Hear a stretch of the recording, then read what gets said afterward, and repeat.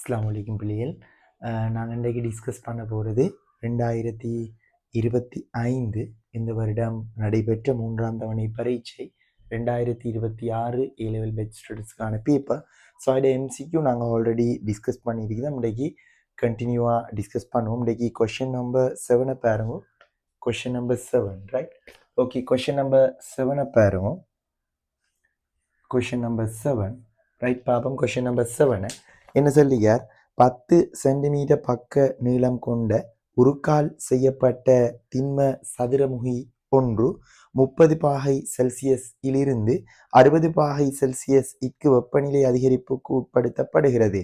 இதன்போது அதன் பரப்பளவில் ஏற்பட்ட பின்ன விரிவிற்கும் கனவளவு விரிவிற்குமான விகிதம் முறையே அப்படின்னு சொல்லி கேட்கிறார்.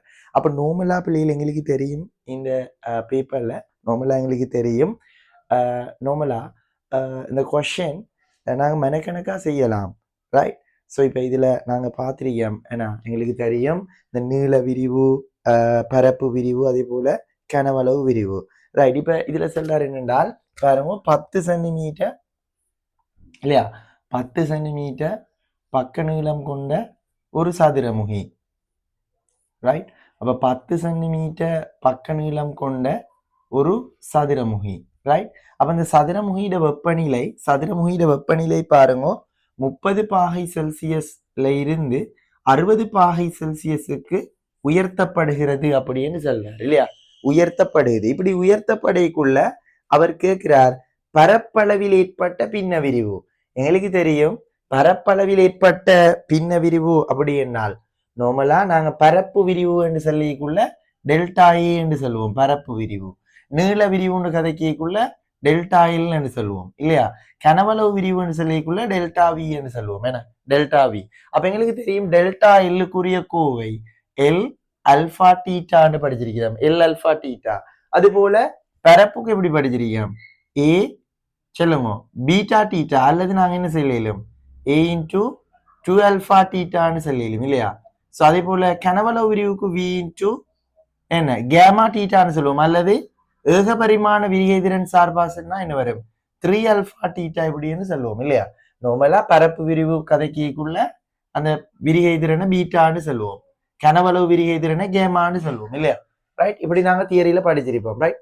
இப்ப எங்கள்கிட்ட கேட்கிறாரு என்னென்றால் சோ இந்த பாருங்க கேள்வி, பரப்பளவில் ஏற்பட்ட பின்ன விரிவு, பரப்பளவில் ஏற்பட்ட பின்ன விரிவிற்கும் கனவளவில் ஏற்பட்ட பின்ன விரிவுக்கும் இடையிலான என்ன ரேஷியோ கேட்கிறார், இல்லையா?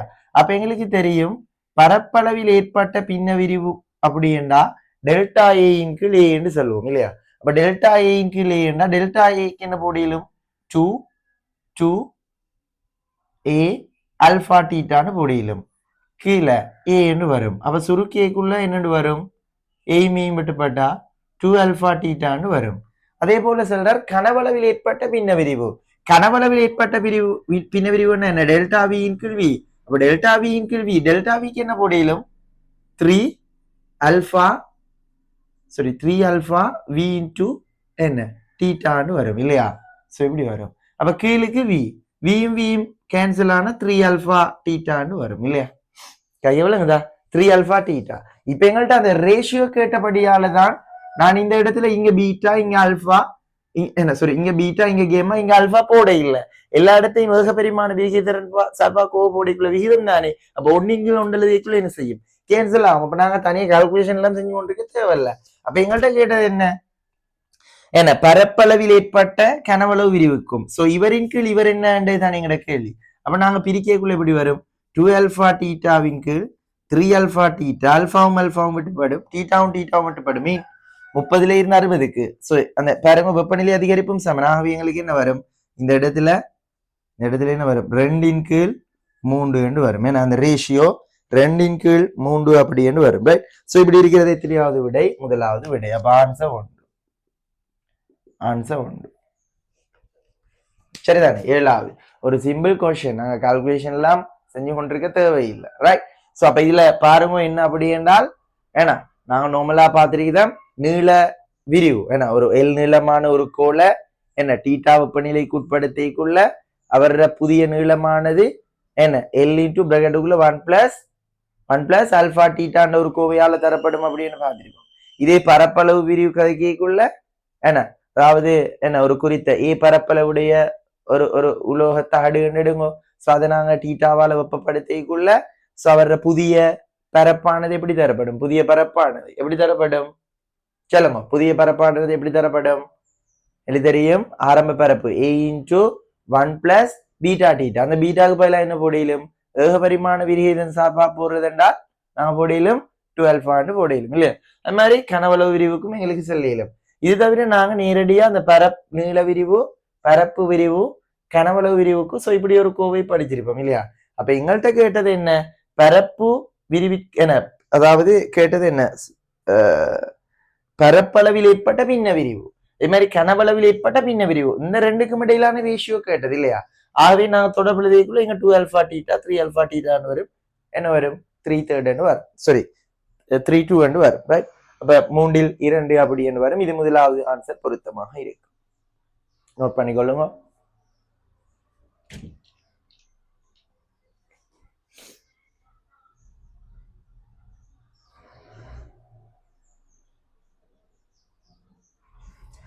ரைட். கொஸ்டின் நம்பர் 8 பாருங்க. Question number 8. Right. Question number 8 பாருங்க. கொஸ்டின் நம்பர் 8 எப்படி வரும்? கொஸ்டின் நம்பர் 8 பாகிக்குள்ள பாருங்க.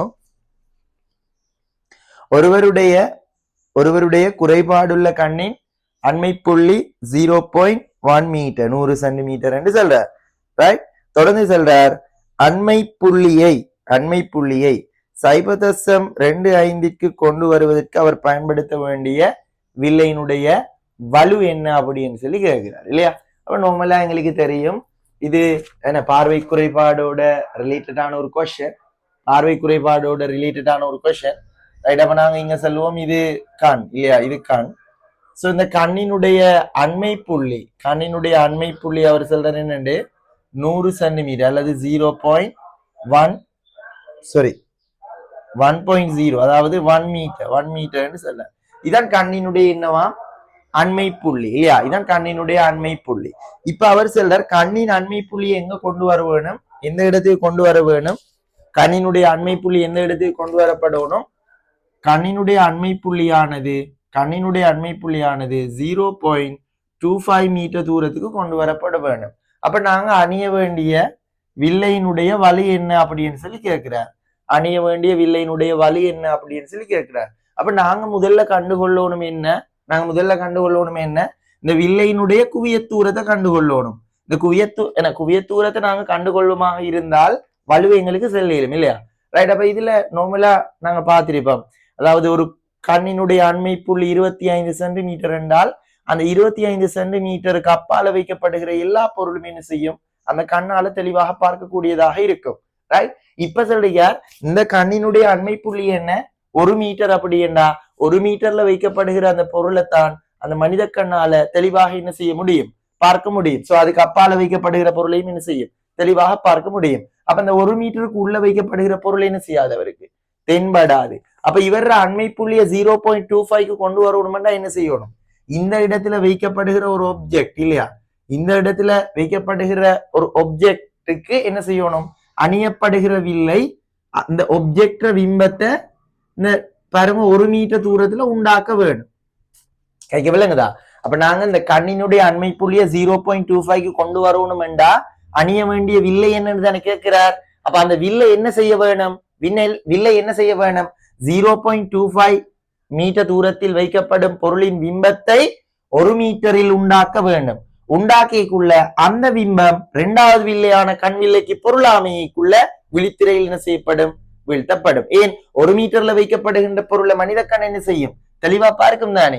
அண்மை புள்ளி 1 மீட்டர் தானே, அப்ப தெளிவா பார்க்கும்னா விழித்திரையில உண்டாக்கும். ஆகவே இங்க வைக்கப்படுகிற பொருளின் பிம்பத்தை அணுகிற வில்லை 1 மீட்டர் தூரத்தில் உண்டாக்குமாக இருந்தால் கண் வில்லை என்ன செய்யும், அந்த 1 மீட்டர்ல உருவாகிற பிம்பத்தை பொருளாக கொண்டு விழித்திரையில பிம்பத்தை தோற்றுவிக்கும். அப்ப எங்களுக்கு தெரியும், அப்ப நாங்க இந்த தூரத்தை இல்லையா, இந்த தூரத்தை 0.25 மீட்டர் தூரத்தை பொருள் தூரமாகவும் இதை பிம்ப தூரமாகவும் எடுத்து கால்குலேஷன் செய்வோம் இல்லையா. செய்யக்குள்ள அப்ப எப்படி வரும், 1/v - 1/u = 1/f. சோ இப்படி போட்டுக்கொள்ளும். ரைட். இப்ப இதுல பாருங்க உங்களுக்கு தெரியும் கதிர திசைக்கு ஆப்போசிட்ல தான் பிம்ப தூரமும் பொருள் தூரமும் இருக்குது. வில்லை சூத்திரம் பயன்படுத்திக்குள்ள குறிவழக்க பார்க்கணும் வேணா. அப்ப எங்களுக்கு தெரியும் நார்மலா கதிரின் பாதைகள் எப்படி இருக்கும், கண்ணை நோக்கியதாக இருக்கும். அதுக்கு ஆப்போசிட்ல கண்வில் அந்த பாருங்க அதுக்கு ஆப்போசிட்ல தானே தூரத்தை அளக்குறோம். ஆகவே என்ன, அதாவது படுகதிரின் திசைக்கு ஆப்போசிட்ல தான் பொருள் தூரம் பிம்ப தூரம் இருக்குது. ஆகவே ரெண்டும் பிளஸ் இல்லையா. அப்ப போடைக்குள்ள எங்க வரும் 1 இல்லையா, 1 என்று வரும். இங்க எங்களுக்கு என்ன வரும் 1 0.25 என்று வரும். சரிதானே, ரைட். சமன் 1 f இப்படி என்று வரும். ரைட். சோ அப்ப இத சுருக்கினால் என்ன வரும் எங்களுக்கு, இத சுருக்கிக்குள்ள 1 என்று வரும். இங்கால 2 சைபர்னா 25, சமையலுக்கு 100. அப்ப என்ன வரும் -4 சமன் 1/f. ஆகவே என்ன வரும் -3 மீட்டர் அப்படின்னு வரும் இல்லையா. -3 மீட்டர் வரும் 1/f இல்லையா. -3 என்று வரும் 1/f. அப்ப f வந்து எப்படி வரும், f வந்து -1/3 மீட்டர். -1/3 மீட்டர் 3 மீட்டர் வரும். அப்ப நாங்க f கண்டுபிடிச்சிட்டோம் என்ன, -1/3 மீட்டர். அப்ப இதுதான் என்ன குவியத்தூரம். இது எங்கிட்ட கேள்வியா இல்ல. அப்ப இங்க மைனஸ் ஏன் வந்தது, எங்களுக்கு தெரியும் ஏன்னா மைனஸ் குறிவழக்கு பயன்படுத்திக்குள்ள எஃப்க்கு மைனஸ் வருது என்றால், அதாவது வில்லை சூத்திரம் பயன்படுத்திக்குள்ள எஃப்க்கு மைனஸ் வருது என்றால் அது என்ன வில்லை, குவிவு வில்லையாக இருக்கும். அது என்ன வில்லை, குவிவு வில்லை. அப்ப அணுகிற வில்லை குவிவு வில்லையாக இருக்கும். ஏன்னா அணுகிற வில்லை என்ன வில்லையாக இருக்கும், குவிவு வில்லையாக இருக்கும். இப்ப பாருங்க நாங்க ஆன்சருக்கு போவோம் இல்லையா. இப்ப பாருங்க எங்களுக்கு தெரியும், எங்கள்கிட்ட கேட்டது வலு. அப்ப வலு சமன் என்ன சமன்பாடு, 1 f.